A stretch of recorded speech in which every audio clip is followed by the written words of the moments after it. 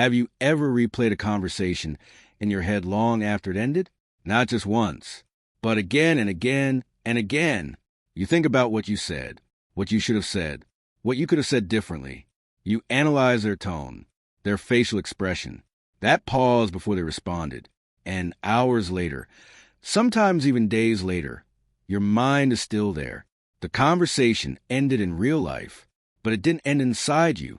If this feels familiar, you're not dramatic, you're not too sensitive, and you're definitely not alone. Replaying conversations is one of the most common and least talked about signs of a hyper-alert mind. It can look subtle. You're lying in bed, exhausted, but your brain reopens a meeting from earlier that day.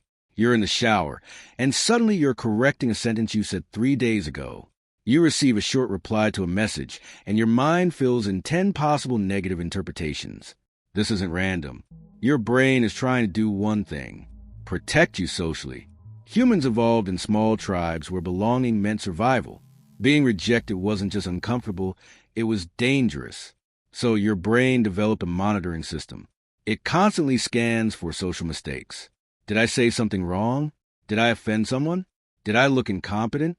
Did they lose respect for me? For some people, this system runs quietly. For others, it runs in high definition. And when it runs in high definition, conversations don't just happen. They echo. This pattern is strongly connected to high-functioning anxiety. From the outside, you may look composed, responsible, reliable, thoughtful, but internally, your mind acts like security analysts reviewing footage. Rewind, zoom in, analyze, reinterpret. Overthinking conversations usually connects to 3 deeper psychological patterns. First, fear of misinterpretation. You deeply value being understood correctly. So when there's even slight ambiguity, your brain reopens the file. What did they mean by that? Did I explain myself clearly? Did that joke land wrong? Your mind wants social clarity. Second, high empathy. You are attuned to microsignals, small changes in tone, subtle body language shifts, energy changes in the room. Most people don't consciously register these details. You do, but heightened awareness without emotional boundaries becomes mental overload. Third, fear of social instability. If relationships feel fragile, even subtly, your brain compensates by trying to control them mentally. Replaying becomes an attempt to repair something that might not even be broken. It feels productive, but it rarely brings peace. There's also a neurological component. When you replay conversations, your brain activates many of the same neural pathways involved in the original interaction. To your nervous system, rehearsal feels like partial reliving. That's why your body can respond physically. A tight chest, tension in the jaw, restlessness, difficulty falling asleep, not panic, just sustained activation. And sustained activation, over time, becomes mental fatigue. You may notice that after social interactions, especially important ones, you feel disproportionately drained. It's not always the conversation itself. It's the analysis afterward that exhausts you. Another hidden layer is perfectionism. If you hold yourself to high internal standards, social mistakes feel magnified. You don't just want to communicate. You want to communicate flawlessly. Flawless tone, flawless timing, flawless wording. But humans are not flawless communicators. We hesitate. We misphrase.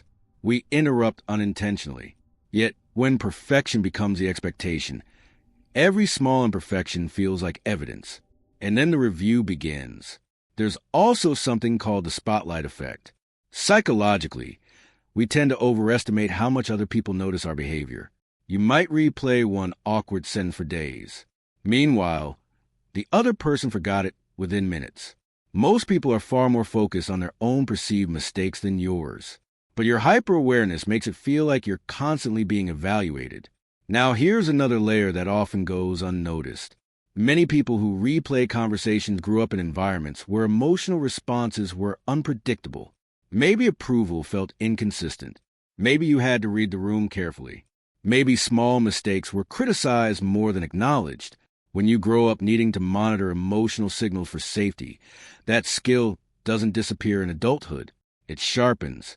Your brain becomes exceptionally good at scanning tone shifts, microexpressions, subtle changes in energy. As a child, that might have helped you adapt. As an adult, it can turn into chronic self-monitoring. What was once adaptation can later become exhaustion. This pattern also shows up strongly in relationships. If you replay romantic conversations, it's often tied to attachment. You might analyze, did I seem too distant, too available, too intense, not interesting enough? Replaying becomes a way of trying to secure connection retroactively, as if mentally revisiting the moment could stabilize the bond. But relationships are built in real time, not in mental rewrites. There's also a cognitive reason this loop continues. When your brain doesn't receive clear closure, it keeps the file open. Ambiguity is uncomfortable, so your mind searches for certainty. But not all interactions provide clean endings. Sometimes a short reply is just a short reply. Sometimes a neutral expression is just neutrality. The anxious mind struggles with neutral signals. It prefers clear reassurance or clear rejection. Uncertainty feels like unfinished business. So the loop continues.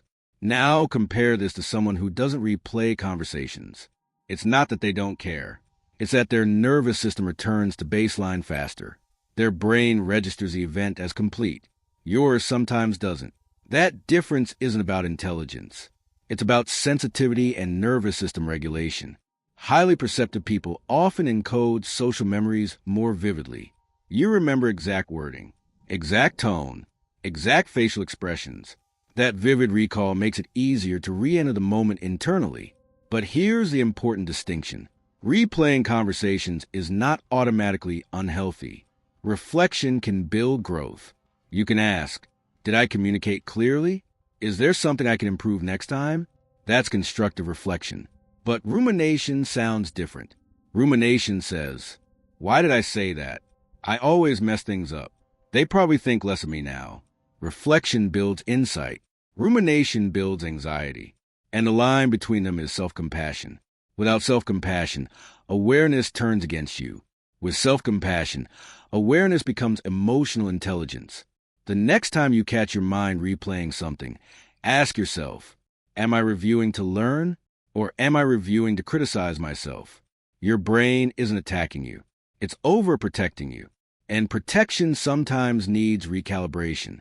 You can consciously close loops. You can say, that conversation is finished. I did the best I could with the information I had. If something needs clarification, it will happen in real life, not in my head. This isn't denial. It's boundary setting with your own thoughts. And boundaries aren't only for other people. They're also for your internal dialogue. You are allowed to be imperfect in conversation. You are allowed to pause, to misphrase, to clarify later. Social connection is dynamic, not scripted. And life becomes lighter when you stop treating every interaction like a performance review. If you relate to this pattern, you're not broken. You're perceptive. Now the goal is to make your regulation as strong as your awareness. Because awareness plus regulation creates peace. Awareness without regulation creates anxiety. If this resonated with you, share in the comments. What kind of conversations do you replay the most? Work interactions? Relationships? Small moments that no one else even noticed? And if you want to keep exploring these subtle mental habits, the ones that happen quietly but shape your daily life, subscribe. Because some battles are loud, and others happen entirely inside your head.